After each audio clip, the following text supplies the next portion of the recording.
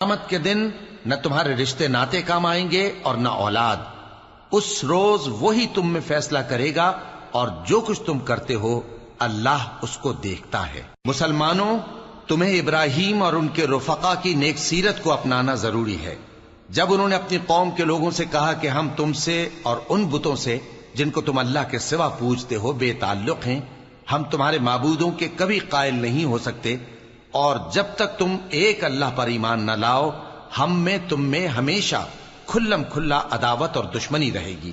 हां, इब्राहीम ने अपने बाप से यह जरूर कहा था कि मैं आपके लिए मगफिरत मांगूंगा और मैं अल्लाह के सामने आपके बारे में किसी चीज का कुछ इख्तियार नहीं रखता।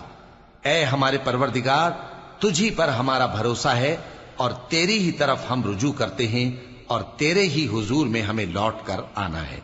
ऐ हमारे परवरदिगार, हमको काफिरों के जरिए फितने में न डालना